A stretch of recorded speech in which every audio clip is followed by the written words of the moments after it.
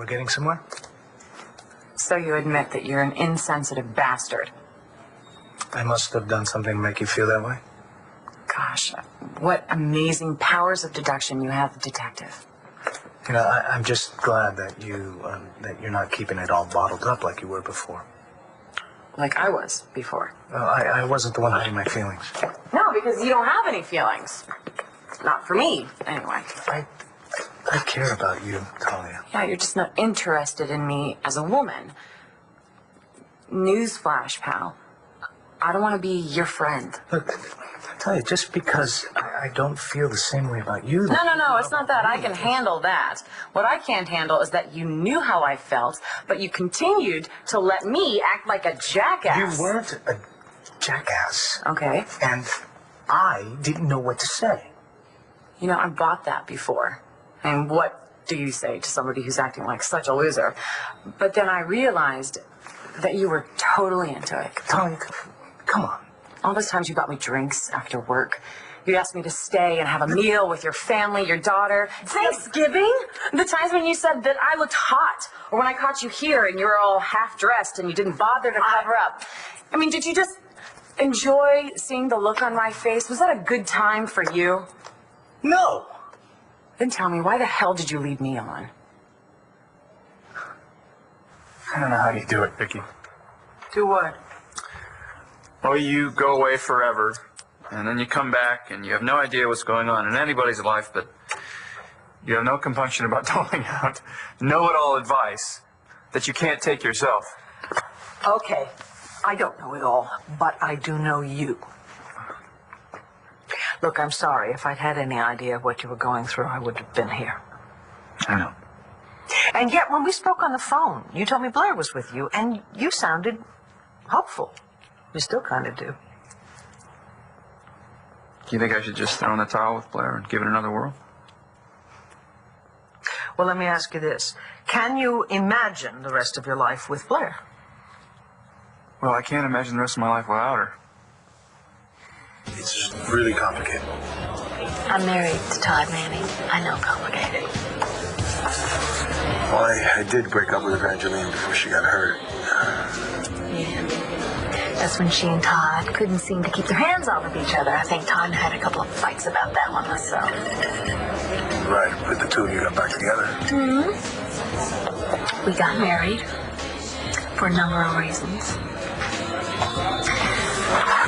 But you and Evangeline, well, you didn't get a chance to work things out, and I don't know if there's going to be a chance for you to do that. And what I'm thinking here, and what I'm feeling here, you're feeling guilty about it, and a big part of you wants to move on to something else, right?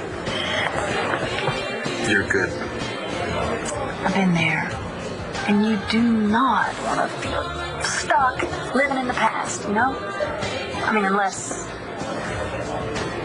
what? No, I'm not cool with any of it. I hate it. But I'm not going after a guy who's still hung up with a girl who can't fight back. Someone who happens to be your sister.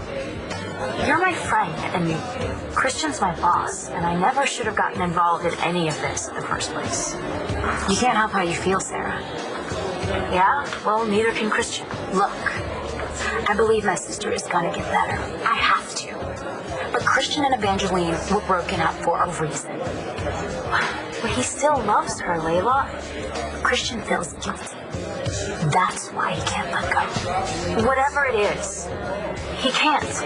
I mean, could you still be with Vince if you were thinking about somebody else?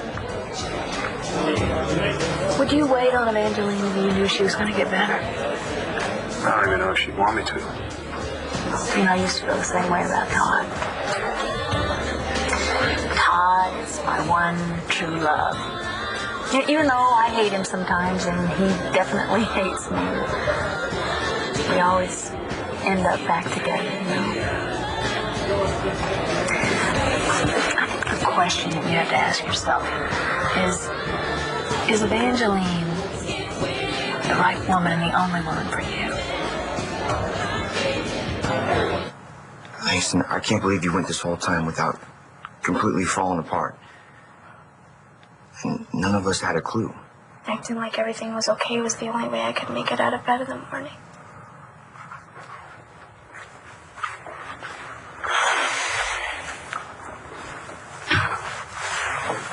Listen,